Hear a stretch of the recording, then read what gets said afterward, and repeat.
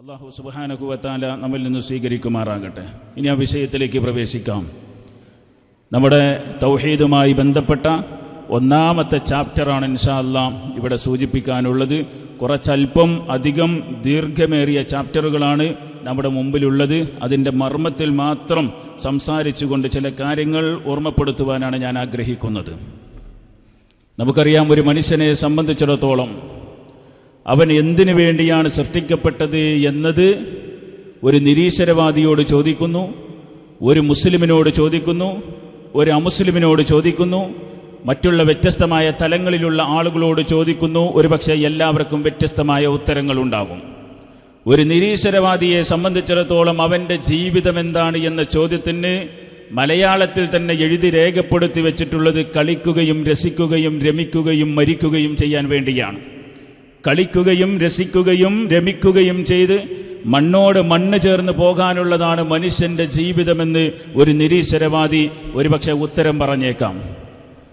അതുപോലെ തന്നെ സാഹിത്യകാരന്മാർ ജീവിതത്തെക്കുറിച്ച് വിശദീകരിച്ചിട്ടുള്ളത് മലയാളത്തിലുണ്ട്, അറബിയിലുണ്ട്, ഇംഗ്ലീഷിലുണ്ട്. ബാക്കിയുള്ള ഭാഷകൾ ഞാൻ സെർച്ച് ചെയ്തിട്ടില്ല. മലയാളത്തിലുണ്ട്. എന്താണ് ജീവിതമെന്ന് പറഞ്ഞാൽ? സാഹിത്യകാരൻ്റെ ഭാഷയിൽ തൊട്ടിൽ മുതൽ കട്ടിൽ വരെ. നിങ്ങൾ കേട്ടിട്ടുണ്ടാവും, തൊട്ടിൽ മുതൽ കട്ടിൽ വരെ, ഇതാണ് ജീവിതം സാഹിത്യകാരൻ്റെ ഭാഷയിൽ. അതേ ഭാഷ തന്നെ അറബിയിൽ കാണാം. മിനൽ മഹ്ദി ഇലൽ ലഹദ്, മഹദിൽ തുടങ്ങി ലഹദിൽ അവസാനിക്കുന്നതാണ് ജീവിതം. മഹദ് എന്ന് പറഞ്ഞാൽ തൊട്ടിലും, ലഹദ് എന്ന് പറഞ്ഞാൽ വിദേശ രാജ്യങ്ങളിലൊക്കെയുള്ള ഒരു പ്രത്യേകമായ ഖബറിൻ്റെ രൂപം. അഥവാ നമ്മുടെ നാടുകളിലൊക്കെ മേലെ ഒരു ഖബറും ഒരു കുഴിയും അതിൻ്റെ താഴെ ഒരടി വീതിയിലുള്ള ഒരു കുഴിയുമാണ് ഉണ്ടാകുക. ഖബർ കണ്ടവരുണ്ടോ? അത് ഉള്ളവരൊന്ന് കയ്യൊന്തിക്ക്. ബാക്കിയുള്ള ഒരു ഖബറാണ് എന്താ ചെയ്യുക?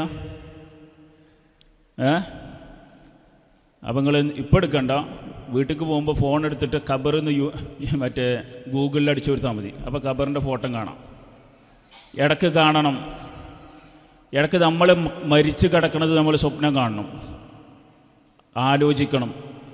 സ്വന്തം മയ്യത്ത് ആലോചിച്ച് എത്ര ആളുണ്ട്? ഒന്ന് കയ്യൊന്തിക്ക്. മാഷാ അല്ലാഹ്, കുറേ മാറ്റം ഉണ്ടാവും. ഞാൻ ഇടയ്ക്കിടയ്ക്ക് ആലോചിക്കണം. എന്തെങ്കിലുമൊക്കെ ഒരു മനസ്സിങ്ങനെ ശൈത്താനിയത്ത് എന്തെങ്കിലുമൊക്കെ കൂടുമ്പോൾ ഇങ്ങനെ സ്വന്തം മരിച്ചു കിടക്കണത് ആലോചിച്ചാൽ മതി. ആളുകൾ നമ്മളെ മുഖത്തുനിന്ന് ഇങ്ങനെ തുണി മാറ്റിയിട്ട് ഇങ്ങനെ കാണിച്ചു കൊടുക്കുന്നു. നമുക്കൊന്നും സംസാരിക്കാൻ പറ്റാതെ ഇങ്ങനെ കിടക്കുകയാണ്. റൂഹ് പോയിട്ടുണ്ട്. കുറച്ച് കഴിഞ്ഞാൽ എന്ത് ചെയ്യും? ഖബറിലേക്ക് കൊണ്ടുപോകും. അപ്പോൾ അതൊക്കെ അറിയണമെന്നുണ്ടെങ്കിൽ എന്ത് വേണം? ക്ലാസ് കേൾക്കണം. ക്ലാസ് കേൾക്കണമെങ്കിൽ വന്നിരിക്കണം. വന്നിരിക്കുമ്പോൾ ചില ആളുകൾ പോണമായി പോയാൽ ഒന്നും കിട്ടൂല. മനസ്സിലായില്ല? അപ്പോൾ സ്വന്തം മരിച്ച് ഖബറിൽ കിടക്കുന്നത് ഇങ്ങനെ ഇടയ്ക്ക് ഇങ്ങനെ എന്ത് ചെയ്യുക? ഒരു സ്വപ്നമായിട്ട് അല്ലെങ്കിൽ ഒരു ആലോചനയിൽ കൊണ്ടുവരണം. അപ്പോൾ ആ ലഹദിലേക്ക് എടുക്കുന്നതിൻ്റെ മുമ്പ് അതിനുള്ളിലാണ് ജീവിതമെന്ന് പറഞ്ഞവരുണ്ട്. അതുതന്നെ ഇംഗ്ലീഷിലുമുണ്ട്. ജീവിതത്തെക്കുറിച്ച് എല്ലാ ഭാഷകളും ചർച്ച ചെയ്തിട്ടുണ്ട്. From the womb to the tomb. അതേ ആശയം. വോംബ് എന്ന് പറഞ്ഞാൽ മാതാവിൻ്റെ ഗർഭപാത്രം, ടോംബ് എന്ന് പറഞ്ഞാൽ ശവകുടീരം. ഹുമയൂൺ ടോംബ് എന്നൊക്കെ കേട്ടിട്ടുണ്ടാവില്ലേ? അപ്പോൾ വോംബിൽ നിന്ന് തുടങ്ങി ടോംബിൽ അവസാനിക്കുന്നതാണ് ജീവിതം. എന്നാൽ ഇസ്ലാമിന് പറയാനുള്ളത് എന്താ അറിയോ? അതിനപ്പുറമാണ് യഥാർത്ഥത്തിലുള്ള ജീവിതം തുടങ്ങുന്നത് എന്നാ ഇസ്ലാമിന് പഠിപ്പിക്കാനുള്ളത്. അതിനപ്പുറമാണ് യഥാർത്ഥത്തിലുള്ള ജീവിതം തുടങ്ങുന്നത്. ആ ലോകത്ത് രക്ഷപ്പെടണമെങ്കിൽ ഒന്നാമത്തെ ടിക്കറ്റ് എന്നുള്ളത് അത് ലാ ഇലാഹ ഇല്ലല്ലാഹ് മാത്രമാണ്. ലാ ഇലാഹ ഇല്ലല്ലാഹ് മുഹമ്മദുർ റസൂലുള്ളാഹ് എന്നുള്ള പ്രഖ്യാപനം ഒരാൾ ജീവിതത്തിൽ മനസാ വാചാ കർമ്മണ ഉരുവിട്ടിട്ടില്ല എങ്കിൽ അവൻ ആഖിറത്തിൽ ഒരിക്കലും തന്നെ രക്ഷയുണ്ടാകില്ലെന്ന് പരിശുദ്ധ ഖുർആൻ പറയുമ്പോൾ, ആ പരിശുദ്ധ ഖുർആൻ സത്യമാണോ എന്നുള്ളത് പരിശോധിക്കപ്പെടുമ്പോൾ ഇവിടെ വെച്ചുകൊണ്ട് തൊട്ടടുത്ത് കഴിഞ്ഞ മുമ്പ് ടി കെ അഷ്റഫിൻ്റെ ഒരു സംസാരത്തിൽ, നിങ്ങൾ കേട്ടിട്ടുണ്ടോ എന്നറിയില്ല, ടി കെ അഷ്റഫിൻ്റെ സംസാരം അദ്ദേഹത്തെ കേട്ടിട്ടുണ്ടോ? ടി കെ അഷ്റഫ് ഏതായിരുന്നാലും അദ്ദേഹം ഞങ്ങൾക്ക് വേണ്ടി മാത്രം ഒരു ഹാളിൽ വെച്ച് നടത്തിയ ഒരു പ്രോഗ്രാമിൽ അവിടെ വെച്ചുകൊണ്ടൊരു ന്യൂസ് കട്ടിംഗ് എടുത്ത് ഉദ്ധരിക്കുന്നത് ഞാൻ കേട്ടു. അതിലെന്താ പറഞ്ഞത്? നമ്മുടെ ഇവിടെ കുറച്ചാളുകളുണ്ട്, ഹൈന്ദവ സഹോദരിമാരായിട്ടുള്ളവർ. അവർ സാധാരണ ചെയ്യുന്നത് പോലെ അവരുടെ ക്രിമേച്ചർ, അവർ മരണപ്പെട്ട് കഴിഞ്ഞാൽ കത്തിക്കും. അവൾ കത്തിക്കുന്നതിൻ്റെ ഉദ്ദേശമൊക്കെ അത് അവരുടെ വിശ്വാസപരമായ കാര്യമാണ്. അതിലേക്ക് ഞാൻ പ്രവേശിക്കുന്നില്ല. പക്ഷേ ഈ അടുത്ത വന്നിട്ടുള്ള ഒരു പത്ര കട്ടിങ്ങിൽ വന്ന വാർത്ത എന്നുള്ളത്, എത്ര തന്നെ ഒരു മനുഷ്യൻ്റെ ശരീരം കത്തിച്ച് ചാമ്പലാക്കിയാലും ശരി, അവൻ്റെ വാൽക്കുറ്റിയുടെ ഭാഗത്ത് വരുന്ന പിറകുവശത്ത് വരുന്ന ഒരു എല്ലിൻ്റെ കഷ്ണം ഒരിക്കലും നശിക്കൂല. ആ വാർത്തയിൽ എന്താ അത്ഭുതം എന്നറിയോ? 1400 കൊല്ലം മുൻപ് മുഹമ്മദ് മുസ്തഫ സല്ലല്ലാഹു അലൈഹി വസല്ലം ഇത് പറഞ്ഞിട്ടുണ്ട് ഹദീസിൽ. ഒരാൾ മരണപ്പെട്ടു, മണ്ണോട് മണ്ണ് ചേർന്നു, അങ്ങനെ അവൻ്റെ എല്ലാം നശിച്ച് ദ്രവിച്ച് ഒന്നുമല്ലാത്തവനായി തീർന്നു. പക്ഷേ അവൻ്റെ വാൽക്കുറ്റിയുടെ ഭാഗത്ത് ഒരു അറബി പദമുണ്ട്, ഞാനത് വിട്ടുപോയി. ആ ഒരു അറബി പദം ഉപയോഗിച്ച് റസൂൽ സല്ലല്ലാഹു അലൈഹി വസല്ലം പറയാ, ആ ചെറിയൊരു കഷ്ടം എന്നും മണ്ണിൽ ബാക്കിയാകും, ഒരിക്കലും നശിക്കൂല. എന്നിട്ട് അല്ലാഹു നാളെ ഖിയാമത്ത് നാളിൽ അതിൽ നിന്നാണ് ഓരോ മനുഷ്യനെയും സൃഷ്ടിക്കുക. സുബ്ഹാനല്ലാഹ്, അത് വലിയ അത്ഭുതമുണ്ടോ? 10 കൊല്ലം 30 കൊല്ലം 50 കൊല്ലം മുമ്പ് മരിച്ചുപോയ ആളുകളെ വീണ്ടും ഒരു ഇൻവെസ്റ്റിഗേഷന്റെ ഭാഗമായി കൊണ്ട് മണ്ണിൽ നിന്ന് പുറത്തെടുത്ത് DNA ടെസ്റ്റ് നടത്തി ഇന്ന ബാപ്പായുടെ മകനാണ് ഇന്ന വ്യക്തി എന്ന് ഇപ്പോൾ തന്നെ ശാസ്ത്രം തെളിയിച്ചുകൊണ്ടിരിക്കുക. പിന്നെ ഇത് സൃഷ്ടിച്ച പടച്ചറബിനെ സംബന്ധിച്ചിടത്തോളം അതിൽ സംശയിക്കാൻ നമുക്ക് വകുപ്പില്ല. ഞാനിത് അവിടുന്ന് ഇങ്ങോട്ട് പോകുന്നത് എന്താ അറിയോ? 1400 കൊല്ലങ്ങൾക്ക് മുമ്പ് 2026 കഴിഞ്ഞ ജൂൺ മാസത്തിൽ നടന്ന ഒരു പത്രത്തിൻ്റെ താളിൽ വന്ന വാർത്ത അത്ഭുതത്തോടുകൂടി ശാസ്ത്രലോകം കണ്ടിട്ടുണ്ടെങ്കിൽ 1400 കൊല്ലം മുമ്പ് മുഹമ്മദ് നബി സ്വല്ലല്ലാഹു അലൈഹി വസല്ലമയ്ക്ക് ഇതാര് പഠിപ്പിച്ചു കൊടുത്തു? അതാണ് ചോദ്യം. അവിടെയാണ് എൻ്റെ വിഷയത്തിൻ്റെ മർമ്മമുള്ളത്. അത് പഠിപ്പിച്ചു കൊടുത്തവനാണ്, പടച്ചറബ്ബാണ് ഈ പരിശുദ്ധ ഖുർആൻ ഇറക്കിയിട്ടുള്ളത്. ആ പരിശുദ്ധ ഖുർആനിൽ അല്ലാഹു സുബ്ഹാനഹു വ തആല പറയുന്നു, നിങ്ങൾക്ക് സ്വർഗം വേണോ, മരണാനന്തര ജീവിതത്തിൽ സുഖവും സമാധാനവും അതുപോലെ തന്നെ സന്തോഷവും വേണോ, എങ്കിൽ നിങ്ങൾ ലാ ഇലാഹ ഇല്ലല്ലാഹ് സ്വീകരിക്കണം. ആ ലാ ഇലാഹ ഇല്ലല്ലാഹ് എന്നുള്ളത് ചെറുപ്പം മുതൽ നമ്മൾ കേട്ട് വളർന്നു വരികയാണ്. ഏതൊരു കുഞ്ഞും ഒരു മുസ്ലിമായി പിറന്നിട്ടുണ്ട് എങ്കിൽ, അഥവാ മുസ്ലിം കുടുംബത്തിൽ പിറന്നിട്ടുണ്ട് എങ്കിൽ അവൻ തൊട്ടിൽ മുതൽ കേട്ടു തുടങ്ങി. എന്താണ്? ലാ ഇലാഹ ഇല്ലല്ലാഹു ലാ ഇലാഹ ഇല്ലല്ലാഹ് ലാ ഇലാഹ ഇല്ലല്ലാഹ് മുഹമ്മദുർ റസൂലുള്ളാഹ്. പക്ഷെ ചൊല്ലണമ്മാക്ക് അതിൻ്റെ അർത്ഥം ശരിക്കും മനസ്സിലായിട്ടില്ല. പക്ഷെ കുട്ടി ആസ്വദിച്ച് ഉറങ്ങൂല്ലേ? ചിലപ്പോൾ ഒരു ദേഷ്യം പിടിച്ചിട്ട് ലാ ഇലാഹ ഇല്ലല്ലാഹ്. അതെന്താ? ഇതിങ്ങനെ ഉറങ്ങി പാലടുപ്പത്ത് തിളപ്പിച്ചാൻ വെച്ചേക്കും, ഉറങ്ങിയത് കണ്ട് ഇങ്ങനെ തിളക്കണ പാല് ഓഫാക്കാം, ഇതാണ് എന്നോട് പറയാം. അതോടുകൂടി ലാ ഇലാഹ ഇല്ലല്ലാഹ് 4 ആട്ടല. ഇത് വാപ്പയാണ് ആട്ടണതുണ്ടെങ്കിലോ രാത്രി 2 മണിക്കും 12 മണിക്കും ഒക്കെ വാപ്പരുന്ന് ഒരു കുട്ടിനെങ്ങാനും നോക്കേണ്ടി വന്നാണ്ടല്ലോ, പിന്നെ ഇതുപോലൊരു ടവലൊക്കെ ഉണ്ടാവും കുട്ടീൻ്റെ തൊള്ളിയിൽ. അതെന്താ അങ്ങനെ? അത് നിങ്ങൾക്ക് പടച്ചോൻ തന്ന ഒരു പ്രത്യേകതയാണ്, ക്ഷമിച്ചിരിക്കാൻ പറ്റുക. ആണുങ്ങൾക്ക് അത്ര കിട്ടൂല. നിങ്ങൾക്ക് പടച്ചറബ് തന്ന ഒരുപാട് ഹൈറുകളുണ്ട്. അതിൽപ്പെട്ട ഒന്നാണ് എന്തറിയോ? ഒരു കുട്ടിനെ കൊണ്ടുവെക്കുക എന്നുള്ളത്. എൻ്റെ വൈഫിന് കഴിഞ്ഞ വർഷം ഒരു ഡെയിലി വേജായിട്ട് ഒരു പാർട്ട് ടൈമായിട്ട് കിട്ടി. അപ്പോൾ ഞാൻ ആദ്യത്തെ ദിവസം 10 ദിവസം ഞാൻ ലീവ് എടുത്തു കുട്ടികളെ നോക്കാൻ വേണ്ടി. 3 ആളാണ്. അന്നെൻ്റെ കാറൊക്കെ എണ്ണടിച്ചിട്ട് ഞാനൊരു ഭാഗത്ത് കഴിക്കുന്നത്. സംഭവം എന്താ വെച്ചാൽ പെരിയിൽ വെളിയും കൊണ്ട് നിൽക്കാൻ വയ്യ, കാറിലിട്ടിട്ട് ഇങ്ങനെ കൊണ്ട് നടക്കണ്ടേ, ഇതിൻ്റെ ഒച്ച നിൽക്കണ്ടേ. പെരിയിൽ നിർത്തിയ പാമ്പേഴ്സ് ഇട്ടിട്ട് കൊണ്ടു കിടക്കുക. പെരിയിൽ നിർത്തിയ ഒന്ന് മൂത്രയിക്കും, മറ്റൊന്ന് അവിടെ മറ്റേ ഇട്ടിട്ടുണ്ടാവും, ഒന്ന് ഇവിടെ ടാപ്പ് ഇങ്ങോട്ട് തിരിച്ചേക്കും, മറ്റുണ്ടാവും പൊടി കുളിച്ചേക്കും, അത് മറ്റേ മണ്ണിക്ക് പോയിട്ടുണ്ടാവും. ആദ്യം ഞങ്ങൾ അവിടെ വാടകയ്ക്കാൻ നിൽക്കുന്നത്, ചെറിയ റൂമാണ്. എന്നിട്ട് എണ്ണ അടിച്ചിട്ട് കണ്ണ് കണ്ട പാർക്കിലും എല്ലാത്തിലും പോയി മനുഷ്യൻ അവസാനം അവളെ കൊണ്ട് ഞാൻ നഴ്സറി ചേർത്തു. വേറെന്താ ചെയ്യുക? അപ്പോൾ അതൊരാണും പെണ്ണും തമ്മിൽ വ്യത്യാസം. അത് ഞങ്ങളെ വെറുതെ തമാശയ്ക്ക് വേണ്ടി പറഞ്ഞല്ലോ. നിങ്ങളെ കയ്യിൽ ഇപ്പോൾ പടച്ചോൻ കുട്ടികളെ തന്നിട്ടില്ലേ? ഇല്ലേ? ഒന്ന് നഷ്ടപ്പെട്ടു, വേറെ തന്നിട്ടുണ്ടല്ലോ. അതിനെ നിങ്ങൾക്ക് നോക്കാനുള്ള സന്മനസ്സും ആ ഒരു മാനസിക പക്വതയും പടച്ചോൻ തന്നിട്ടുണ്ടെങ്കിൽ അത് നിങ്ങൾക്ക് സ്വർഗത്തിലേക്കുള്ളൊരു മുതൽക്കൂട്ടാണ്. അതും കൂടെ അതിൽ ചേർത്ത് വെക്കണം. അപ്പോൾ ലാ ഇലാഹ ഇല്ലല്ലാഹ് അങ്ങനെ കേട്ട് വളർന്ന കുട്ടികൾ അതിങ്ങനെ പഠിച്ച് വളരുമ്പോൾ അതിൻ്റെ അർത്ഥം കൂടി നമ്മൾ പഠിക്കണം. ലാ ഇലാഹ ഇല്ലല്ലാഹയുടെ റുക്ന് എന്ന് കേട്ടവരെന്ന് എന്തിക്ക് ലാ ഇലാഹ ഇല്ലല്ലാഹ്ക്ക് റുക്നുണ്ട്? ആ, ലാ ഇലാഹ ഇല്ലല്ലാഹ്ക്ക് ഷർത്തുണ്ടോ? അപ്പം നിങ്ങളിപ്പോൾ ഈ ഇതൊക്കെ എന്താ നജാത്തി എടുത്തുക്കണം, എനിക്ക് ഉറപ്പാണ്. കാരണം ഈ ബുക്കിൽ ആദ്യം തന്നെ അതാണ്, ഒരു സംശയമില്ല. അദ്ദേഹം വിശദീകരിച്ചത് ഞാൻ പലപ്പോഴും കേട്ടും ചെയ്തിട്ടുണ്ട്. ഇത് ഞങ്ങൾക്ക് ഫണ്ടും വേണ്ട ഒന്നും വേണ്ടാറിന് നിർത്തേണ്ട പരിപാടിയൊക്കെ എത്തിക്കണത്. ഒരാൾ പറയും ലാ ഇലാഹ ഇല്ലല്ലാഹന്റെ ഷർത്ത് എന്ന് കേട്ട ഒരാൾ ലാ ഇലാഹ ഇല്ലല്ലാഹയുടെ റുക്ന് നിസ്കാരത്തിൻ്റെ ഫർള് കേട്ടുക്കണോ? റുക്കിന് കേട്ടുക്കണോ? ഇല്ല. നിസ്കാരത്തിൻ്റെ ഫർള് മദ്രസ കേട്ടുക്കണില്ലേ? പക്ഷെ അതേ ഉസ്താദ് റുക്കിന് പഠിപ്പിച്ചിട്ടില്ല. അപ്പം എന്തല്ല, അപ്പം നജാത്തിൻ്റെ പ്രശ്നമല്ല. മദ്രസയിൽ അതെന്തായാലും ഉണ്ട്, ഉറപ്പാണ്. പ്രത്യേകിച്ച് നമ്മളെ സമസ്തൻ്റെ മദ്രസയിലല്ലേ അതിങ്ങനെ എണ്ണി പഠിപ്പിക്കുന്ന അപ്പോൾ റുക്കിനുണ്ട്. ഏതൊരു കർമ്മത്തിനും നിസ്കാരത്തിന് ഷർത്തുണ്ട്. നിസ്കാരത്തിന് ഷർത്ത് അറിയോ? മാഷാ അല്ലാഹ്, എന്ത് നല്ല സദസ്സ്. നിസ്കാരത്തിൻ്റെ ഷർത്ത് എന്താ? ഒന്ന് പറയ്. എനിക്കൊരു സമാധാനത്തിന് ഇല്ല. മാഷാ അല്ലാഹ്, ഒന്ന് വുളുവാണ്. പിന്നെ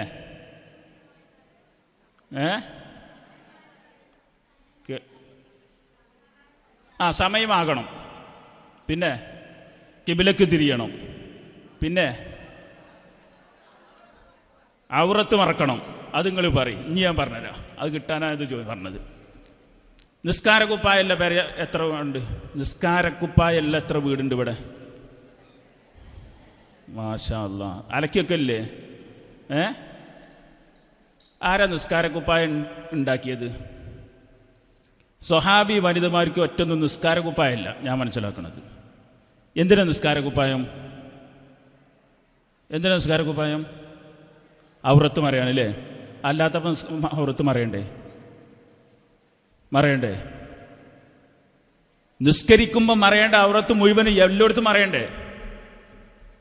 അപ്പോൾ ഇപ്പോൾ ദുഹറിന് ബാങ്ക് കൊടുത്താൽ, നേരത്തെ മജീദ് സാഹിബ് പറഞ്ഞാൽ ഇപ്പോൾ ദുഹറിന് ബാങ്ക് കൊടുത്തിട്ടില്ല കേട്ടോ, ഞാനും നീച്ചു പോകരുത്, ഒരു മണിയാണെന്ന് കരുതിയിട്ട്.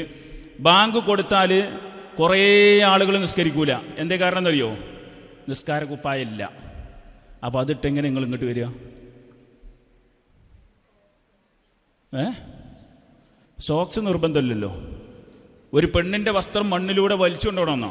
പിന്നെ എന്തിനാ സോക്സ്?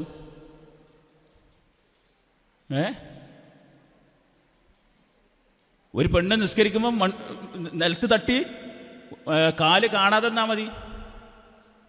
മനസ്സിലാവുണ്ടോ? കാല് കാണരുത്, ശരീരത്തിൻ്റെ ഒരു ഭാഗം കാണരുത്. അത് നിസ്കാരക്കുപ്പായം എന്ന് പറഞ്ഞിട്ടൊരു സംഭവം ഇല്ല ശരിക്കും. ഇനി അത് ഒഴിവാക്കണ്ടോ? ഞാൻ അപ്പോഴെങ്കിലും ഒന്ന് ഔറത്ത് പറഞ്ഞോട്ടെ. അപ്പോൾ അതൊരു ഷർത്താണ്. ഇനി നിങ്ങൾ കേട്ടോളി, ഷർത്തും ഫർളും തമ്മിലുള്ള വ്യത്യാസം കൂടി കേട്ടോളിട്ടോ. എന്താ ഷർത്തും ഫർളും തമ്മിലുള്ള വ്യത്യാസം എന്നറിയോ? ഷർത്ത് എന്ന് പറഞ്ഞാൽ ആ കർമ്മം ചെയ്യണീൻ്റെ പുറത്തുനിന്നൊക്കെ ക്ലിയർ ആകണം. മനസ്സിലാവുണ്ടോ? ഷർത്ത് എന്ന് പറഞ്ഞാൽ ആ കർമ്മം ചെയ്യുന്നതിൻ്റെ പുറത്തുനിന്ന് തന്നെ ക്ലിയർ ആകണം, എന്നിട്ടേ അമലിക്ക് കയറാൻ പറ്റുള്ളൂ. നജസ് ഉണ്ടെങ്കിൽ നജസ് ക്ലിയർ ആക്കണം, എന്നിട്ടേ നിസ്കാരത്തിന് നിൽക്കാൻ പറ്റുള്ളൂ. മറ്റേ നേരം വൈകി വരിക, ഇനി എന്തായാലും ജമാഅത്തിട്ട് ഒന്നും നിർത്താൻ ഞാൻ നോക്കിയിട്ടില്ല അറിഞ്ഞില്ലേ? ഒന്നും എടുക്കാതെ ജമാഅത്തിട്ടിട്ട് കാര്യമുണ്ടോ? അതതിൻ്റെ പുറത്തുനിന്ന് നടക്കണം. അപ്പോൾ ഇതേപോലെ ഓരോ അമലിനും ഷർത്തും ഫർളും ഉണ്ട്. ഇത് പണ്ഡിതന്മാർ എണ്ണി പഠിപ്പിച്ചതാണ്. എന്ന് പറഞ്ഞതുപോലെ ലാ ഇലാഹ ഇല്ലല്ലക്കും ഷർത്തുണ്ട്, ലാ ഇലാഹ ഇല്ലല്ലക്ക് റുക്നുണ്ട്. ലാ ഇലാഹ ഇല്ലല്ലയുടെ ഷർത്ത് 7 എണ്ണമാണ്. എത്രണ്ണാണ്? 7 എണ്ണം. ഇനി മറക്കരുത് കേട്ടോ, ഇൻഷാ അല്ലാഹ്. നോട്ട്ബുക്ക് കൊടുന്ന അറിവില്ലാത്ത എത്ര പാവപ്പെട്ടവരുണ്ട് ഇവിടെ? നോട്ട്ബുക്ക് കൊണ്ടുവന്ന അറിവില്ലാത്ത പാവങ്ങൾ എത്ര ആളുണ്ട്? അല്ല, ബാക്കിയുള്ളവർക്കൊക്കെ ഇൽമുണ്ട്. അതുകൊണ്ടല്ലേ നോട്ട്ബുക്ക് മേനി കൊണ്ടുവരാത്തത് എഴുതാന്. അപ്പോൾ നിങ്ങൾ എന്ത് ചെയ്യണം? ഇൻഷാ അല്ലാഹ് നിങ്ങൾ മനസ്സിലുണ്ടാകണം. നല്ല നല്ല പണ്ഡിതന്മാരും പണ്ഡിതകളൊക്കെ ആകുമ്പോൾ എന്താ വെച്ചാൽ മനസ്സിലെഴുതിയാൽ മതി. ഇത് ഞങ്ങൾ കളിയാക്കൊന്നുമല്ല കേട്ടോ, ഇതൊക്കെ ഇങ്ങനെ മനസ്സിൻ്റെ ഉള്ളിൽ കാണും. നബി സല്ലല്ലാഹു അലൈഹി വസല്ലം പറഞ്ഞൊരു ഹദീസുണ്ട്, ഖയ്യിദുൽ ഇൽമ ബിൽ കിതാബ. അവിടെ നിന്ന് ഇങ്ങോട്ട് പിന്നെ ഞാൻ എഴുതി തുടങ്ങിക്കണം. അത് കേട്ട അവിടുന്ന് മുതൽ ഞാൻ ഇപ്പോൾ അടുത്ത് കേട്ടോ, 1 കൊല്ലം മുമ്പറ്റേ. എന്താ പറയുക? ഖയ്യിദുൽ ഇൽമ ബിൽ കിതാബ. ഇൽമിനെ നിങ്ങൾ എഴുത്തിൽ കെട്ടിയിടുന്ന ഒരു കാര്യം എഴുതിയാൽ അത് കുറച്ചും കൂടി മനസ്സിലെന്ത് ചെയ്യും? നിൽക്കും. മനസ്സിലാവുണ്ടോ? അപ്പോൾ ഒരു ബോർഡൊക്കെ വെച്ചിട്ട് എഴുതിയെന്ന് ഞാൻ ഇവിടെ എഴുതിയാൽ അത് മനസ്സിൽ ഒന്നും കൂടി നിൽക്കും. അപ്പോൾ ലാ ഇലാഹ ഇല്ലല്ലാഹ് എന്നുള്ളതിൻ്റെ ഷർത്ത് എത്രണ്ണാണ്? 7 എണ്ണാണ്. ലാ ഇലാഹ ഇല്ലല്ലാഹയുടെ റുക്ന് എത്രണ്ണാണ്? 2 എണ്ണാണ്. അത് 2 എണ്ണം എളുപ്പമുണ്ട്. റുക്ന് 2 എണ്ണം എളുപ്പമുണ്ട്. എന്താ പറയുക? ഒന്ന് ലാ ഇലാഹ, മറ്റൊന്ന് ഇല്ലല്ലാഹ്. ലാ ഇലാഹ ഒരു റുക്ന്, ഇല്ലല്ലാഹ് മറ്റൊരു റുക്ന്. ലാ ഇലാഹ എന്ന് പറഞ്ഞാൽ ഒരു ഇലാഹും ഈ ലോകത്തില്ലേയില്ല, ആരാധിക്കപ്പെടാൻ അർഹനായിട്ട് ലോകത്തൊരാളും ഇല്ല എന്നുള്ളതൊരു റുക്ന. അപ്പോൾ ഒരു മുസ്ലിമിൻ്റെ മനസ്സിൽ അള്ളാഹു അല്ലാത്ത സകല ആരാധിക്കപ്പെടുന്ന വസ്തുക്കളും അവർ ഇലാഹല്ല എന്ന പ്രഖ്യാപനം മനസ്സിൻ്റെ ഉള്ളിൽ ഉണ്ടാകണം. അത് നിർബന്ധം. എന്നിട്ട് അതേ സ്ഥാനത്ത് ഇല്ലല്ലാഹ് ഒരു ആരാധ്യനുമില്ല എന്ന് പറയുന്നതോടൊപ്പം തന്നെ ഒരാരാധ്യൻ ഇവിടെയുണ്ട്, അവന്റെ പേരാണെന്ത്? അല്ലാഹ്. അപ്പൊ ലാ ഇലാഹ ഇല്ലല്ലാ എത്ര റുക്കനുണ്ട്? 2 റുക്കന്. ഒന്നാമത്തത് നഫി, നിഷേധമാണ്. ഈ പ്രപഞ്ചത്തിൽ ഇലാഹിയത്ത് ഉലൂഹിയത്തിന് അർഹനായിക്കൊണ്ട് ഒരാളുമില്ല ഇല്ലല്ലാഹ്, അല്ലാഹു ഒഴികെ. അതാണ് റുക്കന്. ഇപ്പോൾ ഒരു സമയത്ത് ഞാൻ ഉപ്പളത്തിൽ നിന്ന് അവിടെ ഹൊസങ്കടി എന്ന് പറയുന്ന സ്ഥലത്ത് നിന്ന് ഇപ്പോൾ സെൻസസ് നടന്നുകൊണ്ടിരിക്കല്ലേ, അപ്പോൾ അതിൻ്റെ ഭാഗമായിട്ട് പോയി തിരിച്ചു വരുന്ന സമയത്ത് ഹൊസങ്കടിയിൽ നിന്ന് കണ്ടാലൊരു വെള്ള ഷർട്ടും വെള്ള തുണി ഒരു തൊപ്പിയൊക്കെ ഇട്ടിട്ട് ഒരാൾ കൈ കാണിച്ചു ബൈക്കിൽ. അപ്പോൾ കൈ കാണിച്ചിങ്ങനെ കയറി ഈ ലാ ഇലാഹ ഇല്ലല്ലാഹ് പറയൽ ഓരോ വ്യക്തിയുടെയും ബാധ്യതയാണ് കേട്ടോ, ശരിക്കും മനസ്സിലായിക്കോളൂ. നിങ്ങളുടെ വീട്ടിലോ നിങ്ങളുടെ കുടുംബത്തിലോ നിങ്ങളുടെ അയൽവാസ്കത്തോ ആരെങ്കിലും ലാ ഇലാഹ ഇല്ലല്ലാഹ് കേൾക്കാത്ത അറിയാത്ത ആരെങ്കിലും ഉണ്ടെങ്കിൽ അല്ലാഹു സുബ്ഹാനഹു വ തആല നിങ്ങളോട് ചോദിക്കും.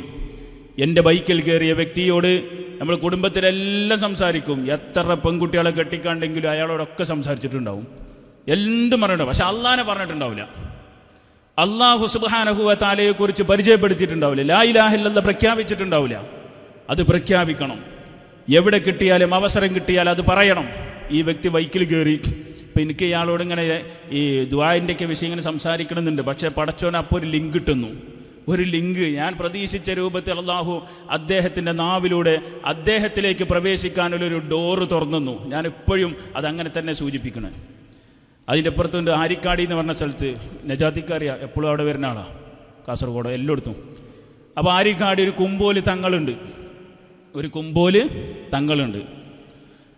അപ്പോൾ ഈ തങ്ങളെ അദ്ദേഹം ചോദിച്ചു, ഞാൻ കുമ്പളയാണെന്ന് പറഞ്ഞപ്പോൾ ഈ കുമ്പോല് തങ്ങൾ അറിയോ ചോദിച്ചു. ഞാൻ ആദ്യം തന്നെ അൽഹംദുലില്ലാ എന്ന് പറഞ്ഞു എന്ന് എൻ്റെ ഓർമ്മ. കാരണം ഒരു കണക്ഷൻ കിട്ടിയല്ലോ, ഇനി പൈമന്ന് കയറിയാൽ മതിയല്ലോ. അപ്പോൾ ഞാൻ പറഞ്ഞു കേട്ടിക്കണ്. കേട്ടിട്ടുള്ളൂ. അപ്പോൾ തന്നെ ഇയാൾക്ക് എന്തോ ഒരു സംശയമുണ്ട്. അതിൽ ഞാൻ പറഞ്ഞു കുമ്പോല് തങ്ങൾ നിങ്ങൾ ബന്ധം, അയാൾ കൊടുകുന്ന് വരുന്ന കൊടുകാണ് അയാളെ അസുല്.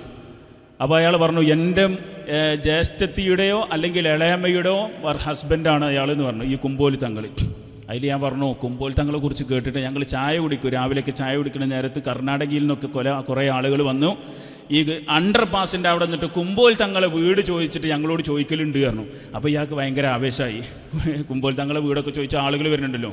പക്ഷെ പിന്നെ ഞാൻ പറഞ്ഞെന്താ അറിയോ, ഈ നിങ്ങളൊരു കാര്യം മനസ്സിലായി, കുമ്പോൽ തങ്ങളുടെ വീട്ടിലേക്ക് പോകുന്ന ആൾ വഴി അറിയാതെ ഇവിടെ കുടുങ്ങിക്കിടുന്നുള്ള കുമ്പോൽ തങ്ങൾക്ക് മനസ്സിലാവണില്ല. പിന്നെ എന്താ അയാളുടെ നിന്ന് കിട്ടാല്ലേ?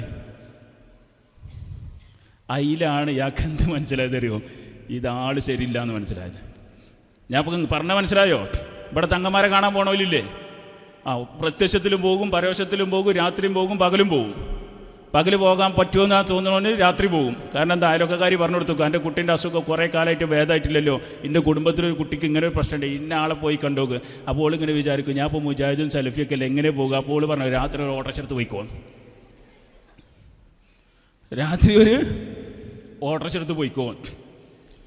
എന്നിട്ട് ഇവള് പോണത് വേറെ ആരെങ്കിലും എന്ത് ചെയ്യും, ഫോട്ടോ എടുത്തേക്കും. പിന്നെ ഫുള്ള് പറച്ചിലെന്താ അറിയോ, മുജാഹിദ് നിങ്ങൾ പകല് പോകൂല അന്തിക്ക് പോണോലാണ്, ഏതെങ്കിലും ഒരു വടുക്കുസത്ത് ചെയ്തേക്കും.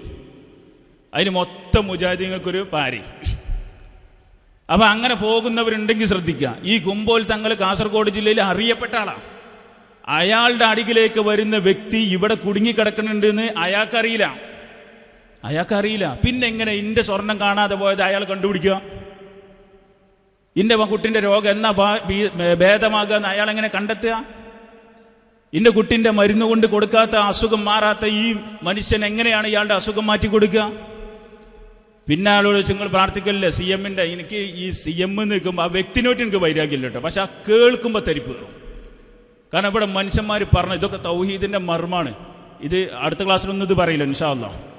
ഈ CM-നെ കുറിച്ച് തെറ്റിപ്പോകുന്ന റൺവേ വിട്ടുപോകുന്ന വിമാനം, അല്ലെങ്കിൽ എന്താ ആകാശപാതയിൽ നിന്ന് തെറ്റിപ്പോയ വിമാനത്തിൻ്റെ മുന്നിൽ വന്ന് പിടിച്ച് റൺവേയിൽ കൊണ്ടുപോയി ഇറക്കി എന്നൊക്കെ ഇയാളെ കുറിച്ച് പറഞ്ഞിരിക്കണം. ഇവിടെ യാത്ര പോകുമ്പോൾ കപ്പലിൽ ആടി ഉലഞ്ഞപ്പോൾ അതിൻ്റെ മുമ്പ് ചെന്നിട്ട് ഇങ്ങനെ ഒരാൾ കൈവച്ചിങ്ങനെ കൊണ്ടുപോയോ എവിടേക്ക്, തീരത്തേക്ക് CM. എന്നിട്ട് ഇയാളോട് ഞാൻ പറഞ്ഞത് തമാശ അല്ല കേട്ടോ, ഇയാളോട് ചോദിച്ചു നിങ്ങൾ CM-നോട് പ്രാർത്ഥിക്കലുണ്ടോ ചോദിച്ചു. കാരണം പ്രാർത്ഥിക്കലൊന്നുമില്ല. അപ്പം തന്നെ ബേജാറായിട്ടുണ്ട്. എന്നിട്ട് ഞാൻ പറഞ്ഞു ഇനി ഇവിടെ എല്ലാ ആളുകളോട് കൂടി പറയട്ടോ, CM-നെ വിളിക്കണാണോ മറിയം ബീവിനെ വിളിക്കണോ ഇസ്ലാമികപരമായിട്ട് ഒന്നും നല്ലതല്ല. പക്ഷേ കമ്പാരിറ്റീവിൽ ഏതാ നല്ലത് നിങ്ങൾ പറയും? മറിയം ബീവിനല്ലേ? അല്ലേ? സൂറത്തു മറിയം, സക്കരിയ നബി അലൈഹി സ്വലാത്തു വസ്സലാമിന്റെ പള്ളിയിൽ വളർന്ന മറിയം എന്ന പെണ്ണ്. ആ പെണ്ണ് വളർന്നത് എവിടെയോ? പള്ളിയിലാണ്. പിന്നെ ഇവിടെ ചർച്ച എന്താ പറയുക, പെണ്ണിന് പള്ളി കയറാൻ പറ്റുമോ? സക്കരിയ നബി അലൈഹി സ്വലാത്തു വസ്സലാമിന്റെ കൂടെ മസ്ജിദുൽ അക്സയിലെ മിഹ്റാബിൽ വളർന്ന കുട്ടിയാണ് മറിയം ബീവി. ആ മറിയം ബീവിയെ വിളിക്കുന്നവൻ ക്രിസ്ത്യാനിയും ഇവിടെ CM-നെ വിളിക്കണവന് മുസ്ലിമും എങ്ങനെയാകുക? ഇവിടുന്ന് പറഞ്ഞാണ്. മറിയം ബീവിനെ വിളിക്കണവന് എന്താണ് ക്രിസ്ത്യാനിയും അതുപോലെ തന്നെ മുനമ്പത്ത് ബീവിയെ വിളിക്കുന്നവന് മുസ്ലിമും എങ്ങനെയാകുക? ഇനി പോകട്ടെ, മരിക്കാത്ത ഇന്നും ജീവിച്ചിരിക്കുന്നുണ്ട് എന്ന് പരിശുദ്ധ ഖുർആൻ പ്രഖ്യാപിക്കുകയും ഇനി ഖിയാമത്ത് നാളിന്റെ തൊട്ടു മുമ്പ് ഇവിടെ വരികയും ചെയ്യുന്ന പ്രവാചകനായ ഉലുൽ അസ്മിൽപ്പെട്ട അള്ളാഹുവിന് ഇഷ്ടമുള്ള ഈസാ അലൈഹി സ്വലാത്തു വസ്സലാം ജീവിച്ചിരിക്കുന്ന മഹാനാണ്, ജീവിച്ചിരിക്കുന്ന ഒരു പ്രവാചകനാണ്. ആ ഈസാ നബിയെ കാക്കണേ എന്ന് പറയുന്നവൻ ക്രിസ്ത്യാനിയും, മുഹിദി ശൈഖ് എന്നെ രക്ഷിക്കണേ എന്ന് പറയുന്നവൻ എങ്ങനെ മുസ്ലിമാകുക? ഇങ്ങനെ കുറച്ച് കാര്യങ്ങൾ പറഞ്ഞപ്പോൾ അയാൾ എന്നോട് പറഞ്ഞെന്താ അറിയോ? ഞാൻ വെള്ളത്തുണി ഡ്രസ്സ് എടുത്തു എന്നുള്ളൂ, ഞാൻ ബിസിനസ്സാണ് എനിക്ക് പണിയുന്നത്. ഞാൻ കളവ് പറയല്ലത്, ഇവിടെ റെക്കോർഡിംഗ് ഉണ്ട്. ഞാൻ പ്രാർത്ഥിക്കുകയാണ്, പടച്ചോൻ അദ്ദേഹത്തിന് ഹിദായത്ത് കൊടുക്കട്ടെ. ഇത് കുറച്ച് ഗൗരവത്തിൽ തന്നെ പറഞ്ഞിരുന്നത്, മൈക്കല്ലല്ലോ. അപ്പോൾ കുറച്ച് ഗൗരവത്തിൽ പറഞ്ഞപ്പോൾ അയാൾ ഇറങ്ങുന്ന സമയത്ത് കുറച്ച് മുമ്പ് പറഞ്ഞതിനോട്, ഞാൻ ഇട്ട ഡ്രസ്സ് വെള്ളത്തുണി വെള്ളക്കുപ്പായ തൊപ്പിയൊക്കെ ഉണ്ട്, പക്ഷേ എനിക്ക് പണി മൂല്യർ പണിയല്ല, എനിക്ക് ബിസിനസ്സാണ്. അയാൾക്ക് കത്തി. ഇതൊന്നും ഇവർ കേൾക്കൂല. നിങ്ങളിതിൻ്റെ മുമ്പ് തൗഹീദി പ്രഭാഷണം കേട്ടിക്കണോ? ഇവിടെ ഇങ്ങോട്ട് വരുന്നതിൻ്റെ മുമ്പ് കേട്ടോണ്ടോ? ഇല്ല, ഇത് കേൾപ്പിക്കൂല. ഇത് കേട്ട് കഴിഞ്ഞാൽ എന്താ അറിയോ?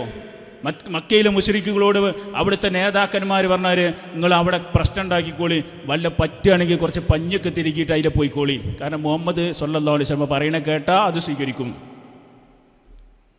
അതുകൊണ്ട് ലാ ഇലാഹ ഇല്ലല്ലാഹയുടെ മർമ്മമാണ് ഈ വിശദീകരിച്ചത്. അപ്പോൾ ഒന്നാമതായിക്കൊണ്ട് റുക്നിന്റെ ഭാഗത്ത് വരുന്നത് ലാ ഇലാഹ, ഈ പ്രപഞ്ചത്തിൽ അല്ലാഹു അല്ലാതെ ഒരാളും തന്നെ ഇല്ല എന്നുള്ള ഇല്ല എന്ന പ്രഖ്യാപനമാണ്. ഇല്ലല്ലാഹ്, അല്ലാഹു സുബ്ഹാനഹു വ തആല അല്ലാതെ എന്നുള്ളതാണ് റുക്നിന്റെ രണ്ടാമത്തത്. ഇത് രണ്ടും ചേർന്ന് വെക്കുമ്പോഴാണ് ലാ ഇലാഹ ഇല്ലല്ലാഹയുടെ റുക്ന് നിർബന്ധമാകുന്നത്, പൂർണ്ണമാകുന്നത്. അതെന്താ അങ്ങനെ പണ്ഡിതന്മാർ വിശദീകരിക്കാൻ കാരണം എന്താ അറിയോ? നബി സല്ലല്ലാഹു അലൈഹി വസല്ലമ വരുന്ന സമയത്ത് മക്കയിലെ മുശ്രിക്കുകൾ ഒരു പ്രഖ്യാപനം നടത്തി. എന്തറിയോ? മുഹമ്മദേ, അവരുടെ ഭാഷയാണ്, മുഹമ്മദേ നമുക്ക് ഏതായാലും ഇപ്പം പുതിയൊരു സംഭവം കൊണ്ടുവരികയാണ്, ഒരു അഡ്ജസ്റ്റ്മെൻറ്റ് തയ്യാറാകുമെന്ന്. എന്താ അഡ്ജസ്റ്റ്മെൻറ്റ് അറിയോ? കുറച്ച് ദിവസം ഞങ്ങളെ ഇലാഹിനെ നീയോ ആരാധിക്കുക, പിന്നെ കുറച്ച് ദിവസം ഞങ്ങൾ എൻ്റെ ഇലാഹിനെ ആരാധിക്കുക. ഒരു അഡ്ജസ്റ്റ്മെൻറ്റിൽ പോകല്ലേ? സൂറത്തുൽ കാഫിറൂൻ ഇറങ്ങി, ഖുൽ യാ അയ്യുൽ കാഫിറൂൻ ലാ അഅ്ബുദു മാ തഅ്ബുദൂൻ വലാ അൻതും അഅ്ബുദൂന മാ അഅ്ബുദു വലാ അന അഅ്ബുദു മാ അഅ്ബദതും വലാ അൻതും അഅ്ബുദൂന മാ അഅ്ബുദു. പിന്നെ ഉറങ്ങണോല് പറയും ലക്കും ദീനുക്കും വലിയ ദീൻ. അതിൻ്റെ ആകെത്തുക ഇതാണ്, കാഫിറുകളെ നിങ്ങൾ ആരാധിക്കുന്നതിനെ ഞാൻ ആരാധിക്കൂല, ഞാൻ ആരാധിക്കുന്നതിന് നിങ്ങളും ആരാധിക്കൂല, നിങ്ങൾക്ക് നിങ്ങളുടെ മതം, എനിക്കെൻ്റെ മതം. അപ്പം എന്താ? അള്ളാനെ അംഗീകരിക്കുക, എന്നിട്ട് വേറെ ഇലാഹുകളെ കൂടെ കൊണ്ടിടക്കുക. അപ്പം ലാ ഇലാഹ ഇല്ലല്ലാഹ്. അപ്പോൾ മനസ്സിലായോ റുക്നിൻ്റെ അർത്ഥം? ഇപ്പം പല ആളുകളുണ്ട്, ഇപ്പം നമ്മൾ മുസ്ലിം ആയാലും അല്ലെങ്കിലും ഒക്കെ അള്ളാഹ് ആയിക്കോട്ടെ, നല്ല ആളാണ്, ഖുർആനിലൊക്കെ പറഞ്ഞ ആളല്ലേ, അതൊക്കെ ഞാൻ അംഗീകരിക്കുന്നുണ്ട്, അതോടൊപ്പം മറ്റേതും കൊണ്ടിടക്കുന്നുണ്ട്. അവൻ്റെ ലാ ഇലാഹ ഇല്ലല്ലാഹ് അള്ളാഹ് സ്വീകരിക്കൂല. ഒരു ഭാഗത്ത് പൂർണ്ണമായി നിഷേധിക്കണം. അത് ഇനി എന്ത് സംഭവിച്ചാലും ശരി, അവിടെ ഒരു അഡ്ജസ്റ്റ്മെന്റ് ഇല്ല. ഇല്ലല്ലാഹ്, അള്ളാഹു മാത്രമായിരിക്കണം ഹൃദയത്തിൻ്റെ ഉള്ളിൽ. ഇനി അതിൻ്റെ ഷർത്ത് പെട്ടെന്ന് സൂചിപ്പിച്ചു പോവുക. ഒന്നെന്താണെന്നറിയോ? അല്ലാഹു സുബ്ഹാനഹു വ തആലയുടെ പരിശുദ്ധ ഖുർആൻ പറഞ്ഞതുപോലെ ഫഅലം അന്നഹു ലാ ഇലാഹ ഇല്ലല്ലാഹ്. ഒന്ന് ഇൽമുണ്ടാകണം, അള്ളാഹിനെ കുറിച്ച് അറിവുണ്ടാകണം. പടച്ചോനെ കുറിച്ച് പഠിക്കാത്തവന് ഒരു എഞ്ചിനീയറിംഗ് കോളേജിലേക്കും വിടണ്ട. ശരിക്കും മനസ്സിലായിക്കോളി. അള്ളാഹിനെ കുറിച്ച് അറിയാത്ത ഒരു കുട്ടി ഒരു ഡോക്ടർ ആകണ്ട. ഇത് വെറുതെ പറയണല്ല. കാരണം അങ്ങനെ വന്നാൽ അവന് ഒരു ധാർമ്മിക മൂല്യവും ഉണ്ടാവില്ല. ഇപ്പം ഇവിടെ ജന്തർ മന്ദർ ഇവിടെ പ്രൊട്ടസ്റ്റ് നടന്നുകൊണ്ടിരിക്കുക, ഇന്നലെ അവസാനിച്ചു എന്നാണ് മനസ്സിലാവുന്നത്. അപ്പോൾ ഒരു എഞ്ചിനീയറിംഗിൽ ഫസ്റ്റ് കിട്ടിയ ഒരുത്തം വന്നിട്ട് ഇന്നലെ പ്രഖ്യാപിച്ച 24-ൽ ഫേസ്ബുക്കിലൊരു പോസ്റ്റായിട്ട് ഇട്ടിട്ടുണ്ട്. എന്താ അറിയോ പ്രഖ്യാപിച്ചത്? ഈ സമരം ചെയ്യണ നേരത്തെ നിങ്ങൾക്ക് പോയി പഠിച്ചുകൂടെയെന്ന്. ഇവിടെ വന്നിട്ട് പറയാം, ഈ സമരമൊക്കെ ചെയ്യണ സമയത്ത് നിങ്ങൾക്ക് പോയി പഠിച്ചാൽ 2 മാർക്ക് അധികം കിട്ടൂലേ? അതാണ് അറിവും തിരിച്ചറിവും തമ്മിലുള്ള വ്യത്യാസം. ഇങ്ങനത്തെ കുറേ ഡോക്ടർമാരും എഞ്ചിനീയർമാരും നമ്മളെ നാട്ടിലുണ്ട്. പാവപ്പെട്ടവൻ്റെ പ്രയാസം അറിയാത്തവൻ, അതുപോലെ തന്നെ പാവപ്പെട്ടവൻ്റെ സങ്കടം അറിയാത്തവർ, അവർ വന്നിട്ട് എന്തെങ്കിലുമൊക്കെ വിളിച്ചു പറയും. അറിവും തിരിച്ചറിവും രണ്ടാണ്. അത് ഞാൻ പെട്ടെന്ന് മനസ്സിലേക്ക് വന്നപ്പോൾ സൂചിപ്പിച്ചതാ. അള്ളാഹുവിനെ സംബന്ധിച്ചിടത്തോളം ആ ലാ ഇലാഹ ഇല്ലല്ലാഹ് ഒരു അടിമ അറിഞ്ഞിരിക്കുക എന്നുള്ളത് അവൻ്റെ മേൽ വ്യക്തിപരമായ ബാധ്യതയാണ്. വ്യക്തിപരമായ ബാധ്യത. ഒരു നാട്ടിലൊരാൾ മരിച്ചു, ആരെങ്കിലും കൂടി അതിനെ കഫൻ ചെയ്തു, മറമാടി, എല്ലാവരും ആ കുറ്റത്തിൽ നിന്ന് രക്ഷപ്പെട്ടു. അത് ചെയ്തവർക്ക് കൂലിട്ടി. എന്നാൽ ലാ ഇലാഹ ഇല്ലല്ലാഹിനെ കുറിച്ച് അറിവില്ലെങ്കിണ്ടല്ലോ, ബാപ്പാക്കറിയാം, ഉമ്മാക്കറിയാം, മക്കൾക്കറിയാം, പക്ഷെ അതിൽ ഒരാൾ മാത്രമുണ്ട് ഒന്നും പഠിച്ചില്ല, അവൻ അങ്ങനെ മരിച്ചു, അവൻ കുറ്റക്കാരനാണ്. എന്തൊക്കെ പഠിക്കാനുള്ള അവസരമുണ്ട്, ഈ മൊബൈലിൽ കിട്ടാത്തതൊന്നുമില്ല.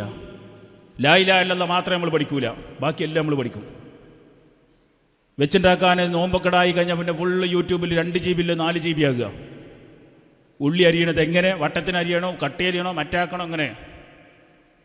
അപ്പോൾ ലാ ഇലാഹ ഇല്ലല്ലാഹയെ കുറിച്ച് അറിവുണ്ടാവുക എന്നുള്ളത് ഒന്നാമത്തെ ഷർത്താണ്. രണ്ടാമത്തത് നമ്മൾ പണ്ടത്തെ ആളുകളൊക്കെ പറയും യക്കീനുറപ്പ്. ഇങ്ങനെ പറയണിട്ട് നിങ്ങൾ യക്കീനുറപ്പ്.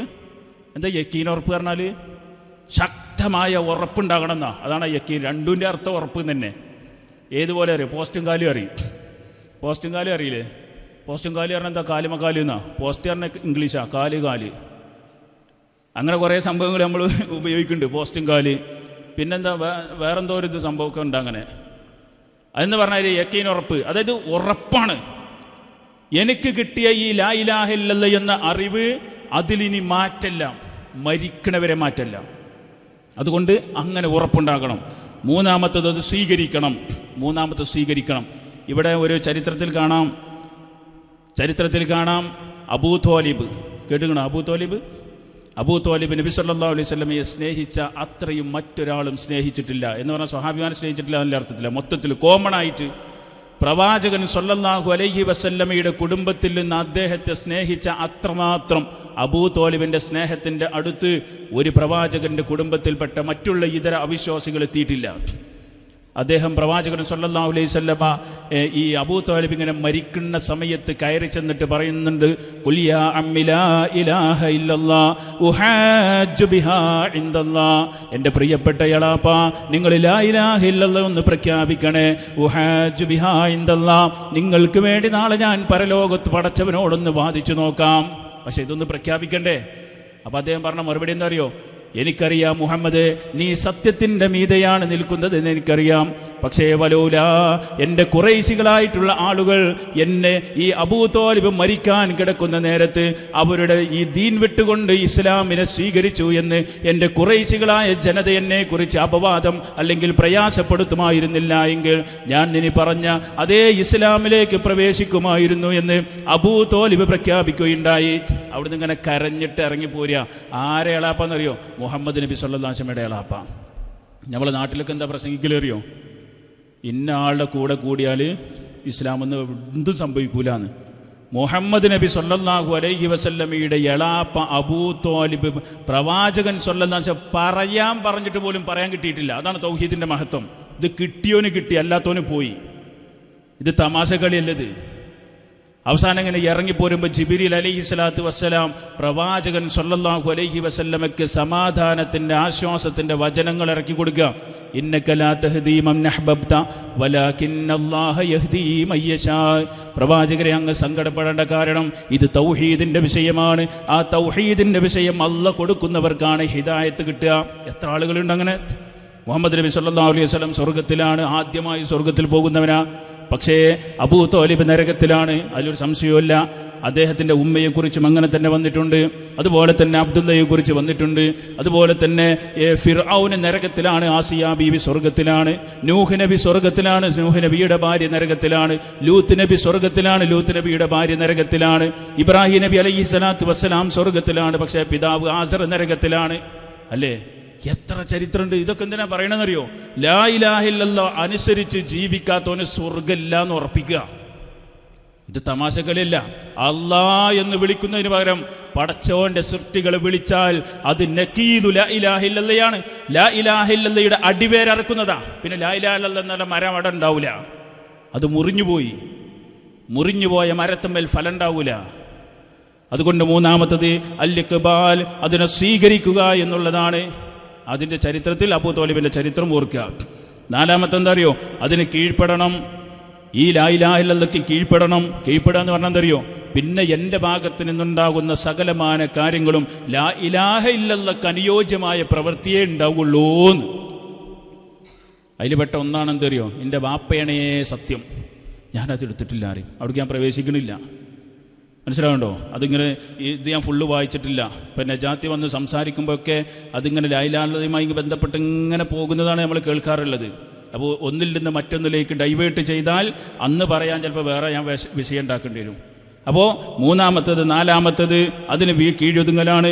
അഞ്ചാമത്തത് സത്യസന്ധതയാണ്. പറയുന്ന കാര്യത്തിൽ സത്യസന്ധത ഉണ്ടാകണം.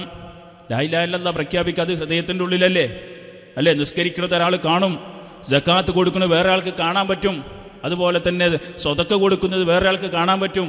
ലാ ഇലാഹ ഇല്ലല്ലാഹ് പ്രഖ്യാപിച്ചത് അത് ഹൃദയത്തിലുണ്ടോ ഇല്ലേ എന്നുള്ളത് വേറെ ആൾക്ക് കാണാൻ പറ്റൂല. അത് പടച്ചോന് മാത്രം നിങ്ങൾക്കും അറിയാം. നാളെ എന്താവുന്നുള്ളത് പോലും നമുക്കറിയില്ല. ആറാമത്തത് നിഷ്കളങ്കതയാണ്, ഇഖ്ലാസാണ്. വമാ ഉമിറു ഇല്ലാ ലിയഅബ്ദുല്ലാഹ മുഖ്ലിസീന ലഹുദ്ദീൻ. അല്ലാഹുവിന് കീഴ്വണക്കമായി അവൻ്റെ മുമ്പിൽ സമർപ്പിച്ചുകൊണ്ട് ഇഖ്ലാസോടുകൂടി അല്ലാഹുവിന് ഇബാദത്ത് എടുക്കാനാണ് കൽപ്പിക്കപ്പെട്ടിട്ടുള്ളത്. ഏഴാമത്തത് സ്നേഹമാണ്, മഹബത്ത്. അല്ലാഹുവിനോടൊരു സ്നേഹം ഉണ്ടാകണം. അല്ലാഹുവിനോടൊരു സ്നേഹം ഉണ്ടാകണം. അതെന്താ സ്നേഹം എന്നറിയോ? ഈ സ്നേഹം എന്ന് പറയുന്നത് പത്തിരിയും കറി ഉണ്ടാക്കിയിട്ട് യാ അല്ലാഹ് അല്ലാഹ് അല്ലാഹ് അറിയണ ആ ദിക്റ് അല്ല. സ്നേഹം എന്താണെന്നറിയോ? ഇപ്പോഴത്തെ ആധുനിക കാലഘട്ടത്തിൽ ഒരു സ്നേഹത്തിൻ്റെ പ്രത്യേകത, ഇപ്പോൾ ഫേസ്ബുക്കിൽ അള്ളാഹിനെ ചീത്ത വിളിച്ചു, അതിന് വൈജ്ഞാനികപരമായി മറുപടി കൊടുക്കൽ അള്ളാഹുവിനോടുള്ള സ്നേഹം. അതെന്താ അങ്ങനെ പറയാൻ കാരണം എന്നറിയോ? ഇപ്പം അള്ളാഹിനെ കുറിച്ച് എന്തെങ്കിലും പറഞ്ഞു, നബി സല്ലല്ലാഹു അലൈഹി വസല്ലമയെ കുറിച്ച് എന്തെങ്കിലും പറഞ്ഞു, ദീനിനെ കുറിച്ച് എന്തെങ്കിലും പറഞ്ഞു, ഉടനടി അതേ കണ്ടന്റിൽ നമ്മൾ മറുപടി വെക്കാൻ പാടില്ല. അത് പരിശുദ്ധ ഖുർആൻ പറഞ്ഞതാ. നിങ്ങൾ അള്ളാഹുവിന് പുറമെയുള്ള ആളുകളെ എന്തായാലും ചീത്ത പറയാൻ പറ്റില്ല. പക്ഷെ ഒരു കാരണം കൂടി അള്ളാഹ് പറയുകയാണെന്നറിയോ? കാരണം അവർ അതിനേക്കാളും വലുതുപയോഗിച്ച് പടച്ചവനെ അവർ ചിരിച്ച് ചീത്ത വിളിക്കും. അത് നിങ്ങൾ കാരണത്താൽ അള്ളാഹുവിൻ്റെ നാമം ഒരിക്കലും എന്ത് ചെയ്യാൻ പാടില്ല, വഷളാകാൻ പാടില്ല. പക്ഷെ മാന്യമായി മറുപടി കൊടുക്കണം. അത് അള്ളാഹുവിനോടുള്ള സ്നേഹമാണ്. ചില ആളുകളുണ്ട് ഫേസ്ബുക്കിൽ വന്നാണ് ഇപ്പോൾ പലപ്പോഴും പ്രളയമൊക്കെ വരുന്ന സമയത്ത് മക്ബറ വെള്ളത്തിലായി. അപ്പോൾ നമ്മളിങ്ങനെ സാധാരണ പറയും ഇപ്പോൾ CCTV ഒക്കെ വെക്കും മക്ബറയിൽ.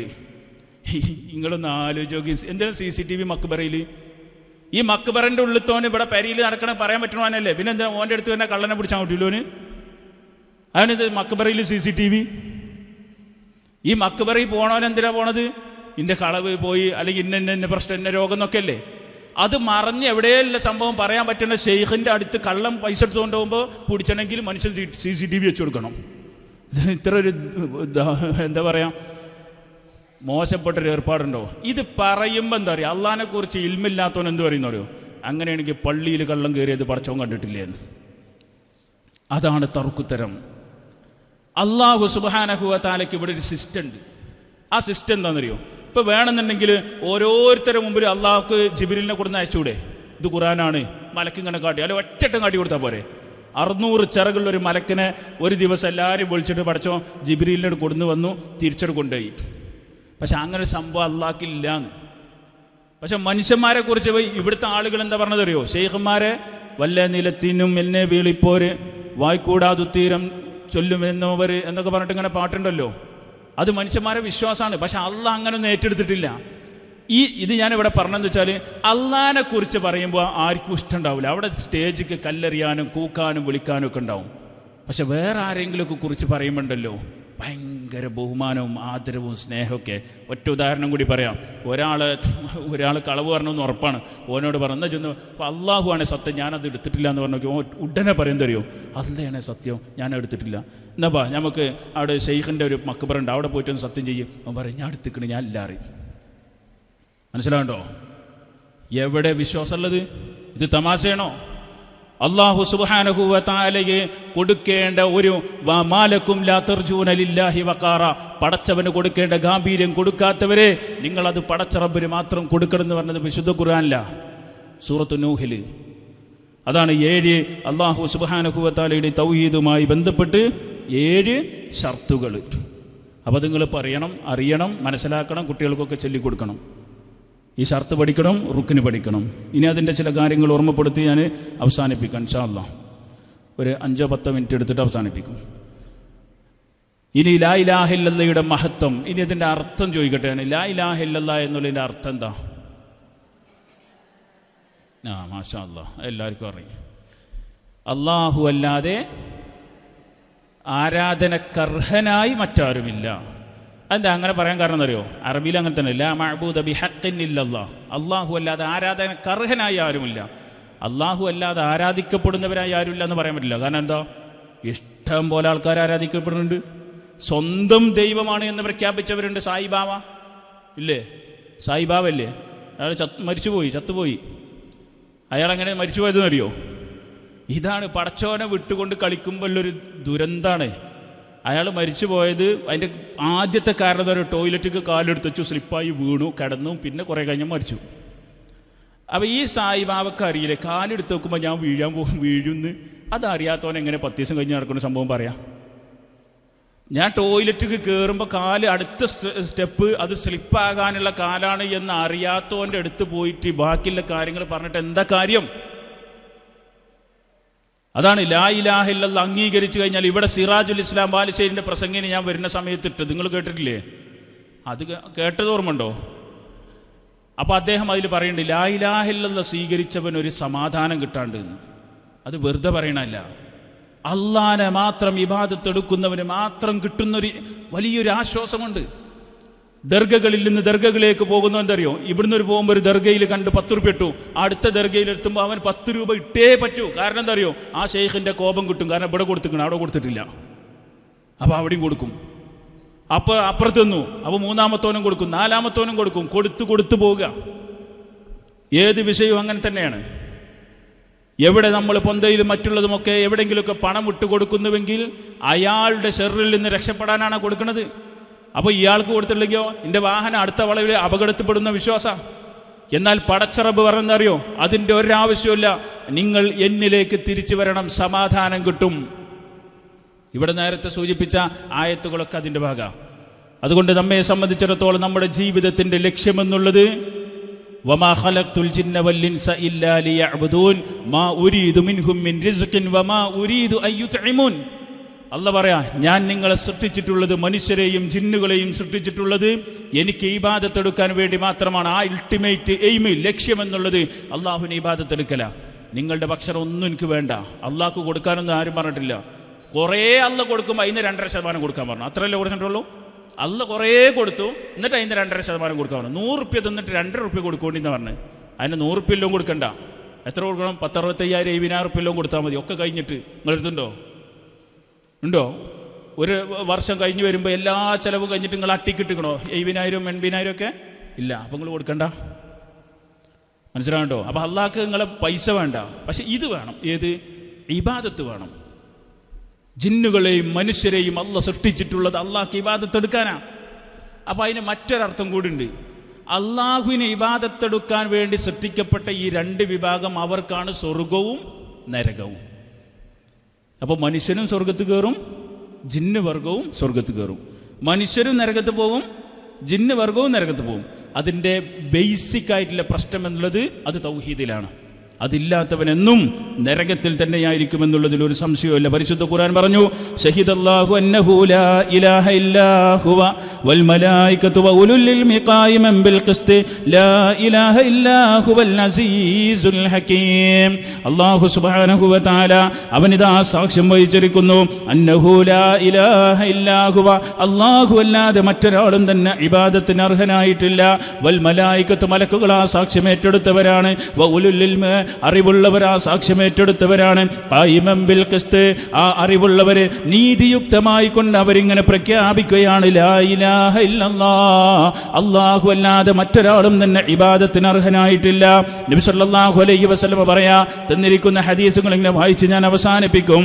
നബി സല്ലല്ലാഹു അലൈഹി വസല്ലം പറയുകയാണ്, മൻ ലഖിയല്ലാഹ്, ആരെങ്കിലും അല്ലാഹുവിനെ കണ്ടുമുട്ടുന്നുവെങ്കിൽ ലാ യുശ്രികു ബിഹി ശൈആ, അവൻ പടച്ചവനിൽ ഒരാളെയും ശിർക്ക് വെക്കുന്നില്ല എങ്കിൽ ദഖലൽ ജന്ന, അവൻ സ്വർഗ്ഗത്തിൽ പ്രവേശിച്ചവനാണ്. വമൻ ലഖിയഹു, അവൻ പടച്ച റബ്ബിനെ ആരെങ്കിലും കണ്ടുമുട്ടുന്നുവെങ്കിൽ യുശ്രികു ബിഹി, അല്ലാഹുവിൽ ശിർക്ക് വെച്ചുകൊണ്ടാണ് നാളെ പരലോകത്ത് വരുന്നതെങ്കിൽ ദഖലന്നാർ, അവൻ തീർച്ചയായും നരകത്തിൽ പ്രവേശിച്ചവനാണ്.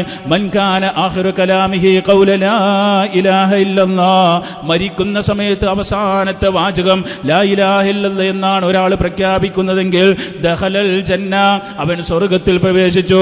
അതുകൊണ്ട് മരിക്കാൻ കിടക്കുന്ന മനുഷ്യന്റെ മുമ്പിൽ വേറെ വർത്തമാനം പറയണ്ട, അവന്റെ സ്വത്തിനെ കുറിച്ച് പിന്നെ സംസാരിക്കണ്ട, അതെല്ലാം അതിന്റെ മുമ്പ് തീരണം. എന്നിട്ട് മരിക്കുന്ന സമയത്ത് ലക്കിനൂ മൗതാക്കും ലാ ഇലാഹ ഇല്ലല്ലാഹ്.